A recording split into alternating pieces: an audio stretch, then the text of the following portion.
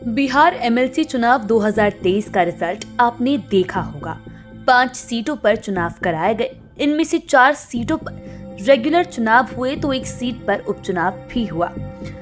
इनमें से सबसे अधिक चौंकाने वाले परिणाम सारण शिक्षक निर्वाचन क्षेत्र में रहा।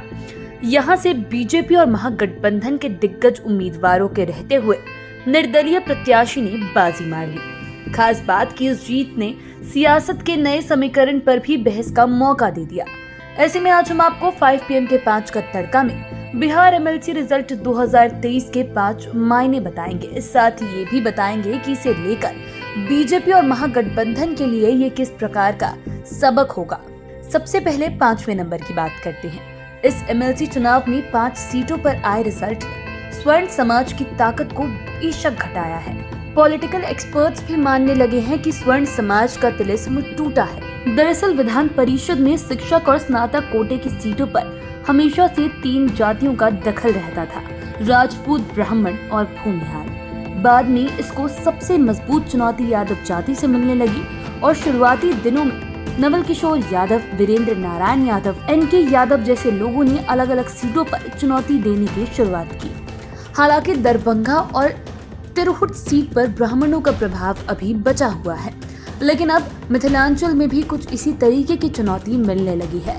यदि जिन 5 सीटों का रिजल्ट आया है उनसे देखते हैं तो पाते हैं कि इनमें से 3 सीटों पर वर्तमान सदस्य फिर से निर्वाचित हो गए हैं। लेकिन गया शिक्षक निर्वाचन क्षेत्र ने नई बहस को जन्म दे दिया कि क्या स्वर्ण समाज का तिलिस्म टूटने लगा है।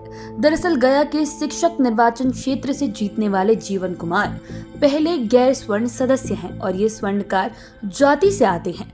सबसे बड़ी बात कि बिहार में पहली बार स्वर्णकार समाज से कोई एमएलसी बना है और खास बात कि गया सामंती प्रभाव वाला इलाका है और सामंती प्रभाव वाले इलाके में स्वर्णकार समाज के नेता की जीत सोशल इंजीनियरिंग के हिसाब से काफी महत्वपूर्ण मानी जा रही है। इस जीत को स्वर्ण समाज के टूटते तिलिस्म का संकेत माना जा रहा है। अब बात करते हैं चौथे नंबर की। चौथे नंबर पर बात करते हैं बीजेपी के दबदबे की। इन 5 सीटों पर मिली जीत पर यदि नजर डालें तो पाते हैं कि 2 सीटों पर बीजेपी को जीत मिली है। हालांकि भले ही 2 ही सीटें हैं, लेकिन दोनों ही सीटें मगध क्षेत्र की है, यानी मगध क्षेत्र में बीजेपी का दबदबा बढ़ गया है। यहाँ से स्नातक सीट पर बीजेपी ने फिर से कब्जा जमाया तो शिक्षक निर्वाचन क्षेत्र को बीजेपी ने महागठबंधन से झटक लिया। महागठबंधन से हारने वाले उम्मीदवार कोई साधारण नहीं थे, बल्कि आरजेडी के राष्ट्रीय अध्यक्ष जगदानंद सिंह के बेटे पुनीत सिंह थे। और बिहार का पूरा सियासी गलियारा जानता है कि जगदानंद सिंह मतलब लालू यादव। लालू यादव के साथ ही तेजस्वी यादव को भी उन पर काफी भरोसा है। इसी वजह से पुनीत सिंह को टिकट भी मिल गई थी। ऐसे में कह सकते हैं कि पुनीत सिंह की हार आरजेडी के लिए किसी झटके से कम नहीं है। अब बात करते हैं तीसरे नंबर की। तीसरे नंबर पर MY समीकरण के बारे में समझते हैं। ये समीकरण 2 ध्रुव पर रहने की वजह से महागठबंधन को बहुत बड़ा लॉस हुआ। बात कर रहे हैं सारण शिक्षक निर्वाचन क्षेत्र की। सारण शिक्षक निर्वाचन क्षेत्र में कई टर्म एमएलसी रहे केदार पांडे का पिछले दिनों निधन हो गया था।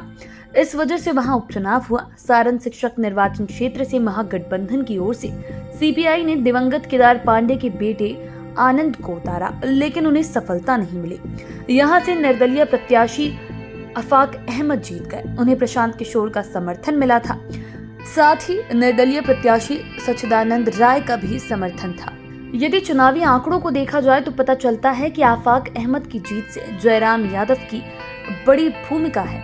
दरअसल जयराम यादव ने निर्दलीय उम्मीदवार के रूप में 2000 से अधिक वोट झटके, जबकि आफाक अहमद महज 774 वोट से जीते हैं। यानी जयराम यादव को मिले 2080 वोट विशुद्ध रूप से महागठबंधन के वोट रहे थे। पॉलिटिकल एक्सपर्ट्स की माने तो सारण की दूसरी सीट पर भले ही जेडीयू के वीरेंद्र नारायण यादव ने जीत हासिल की, लेकिन शिक्षक निर्वाचन क्षेत्र पर भी यदि MY समीकरण पर फोकस किया जाता तो बेशक आफाक अहमद कहीं नहीं टिकते। फिर महागठबंधन उम्मीदवार को हराना किसी के वश की बात नहीं होती। अब बात करते हैं दूसरे नंबर की। दूसरे नंबर पर आपको कोसी क्षेत्र ले चलते हैं। कोसी में जेडीयू का बोलबाला रहा, लेकिन कहें तो ये बोलबाला शारदा बाबू के परिवार का कहना ज्यादा ठीक होगा।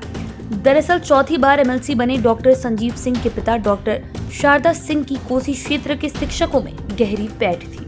वे शिक्षकों की छोटी बड़ी समस्याओं को विधान परिषद में काफी संजीदगी से उठाते थे तथा सरकार पर उसके समाधान के लिए दबाव भी बनाते थे। इसी के चलते वे अजय शिक्षक प्रतिनिधि बने तथा अंतिम सांस तक एमएलसी की कुर्सी पर काबिज रहे थे।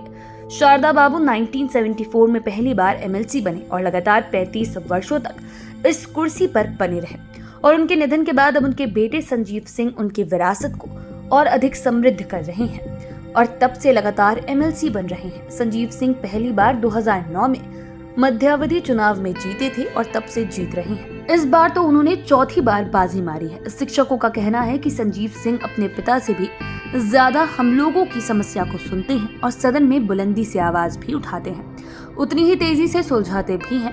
यही कारण है कि 2023 में तो उन्होंने सभी की जमानत जब्त कर दी है, बीजेपी को 5वें नंबर पर ढकेल दिया। बता दें कि दलीय आधार पर पहली बार ये चुनाव में उतरे थे। जेडीयू ने इन्हें टिकट दिया था और नीतीश कुमार की भी कसौटी पर ये खरे उतरे। लोग तो ये भी कहते हैं कि इनके जेडीयू में आने से पार्टी कोसी क्षेत्र में काफी मजबूत हो गई है। अब बात करते हैं पहले नंबर की। बिहार एमएलसी की 5 सीटों के आए रिजल्ट में से बीजेपी और महागठबंधन दोनों को ही सबक लेने की जरूरत है। इन चुनावों में किसी सीट पर जहां कांटे की टक्कर हुई तो किसी सीट पर बीजेपी या महागठबंधन के दलों की एक तरफा बयार चली है। ऐसे में हर दल को अपनी कमजोर सीट को मजबूत करने की जरूरत है। अब मगध क्षेत्र को ही ले लीजिए। कहने को तो गया के दोनों सीटों पर बीजेपी की जीत हो गई, लेकिन हकीकत ये है कि गया स्नातक सीट पर अवधेश नारायण सिंह को बामुश्किल से जीत मिली है। बता दें कि शुरुआती रुझान में अवधेश नारायण सिंह हारते हुए नजर आ रहे थे। दूसरी वरीयता वाले वोटों से उनकी जीत हुई, वह भी काफी कम मार्जिन से।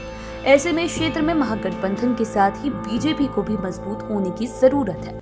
वहीं सारण शिक्षक निर्वाचन क्षेत्र में निर्दलीय उम्मीदवार आफाक अहमद को मिली जीत ने महागठबंधन और बीजेपी दोनों के लिए सबक दिया है। इसी तरह सारण स्नातक सीट पर जेडीयू को दोबारा मिली जीत से बीजेपी को मेहनत करने की जरूरत है। रही बात कोसी क्षेत्र की, तो कोसी क्षेत्र में भले ही जेडीयू के टिकट पर संजीव सिंह की जीत हुई, लेकिन पॉलिटिकल एक्सपर्ट्स की माने तो ये जीत जेडीयू की नहीं बल्कि संजीव सिंह की व्यक्तिगत मेहनत की जीत है, क्योंकि इसी परिवार को कोसी शिक्षक निर्वाचन क्षेत्र में पिछले 5 दशक से जीत मिल रही है। वहीं कोसी से जिस तरह बीजेपी 5वें नंबर पर चली गई, इससे बीजेपी को तो बहुत ज्यादा मेहनत करने की जरूरत है। आप बाकी की वीडियोस के लिए चैनल के साथ बने रहें। अगर इस वीडियो को फेसबुक पर देख रहे हैं तो पेज को लाइक करें, यूट्यूब पर देख रहे हैं तो चैनल को सब्सक्राइब करें। धन्यवाद।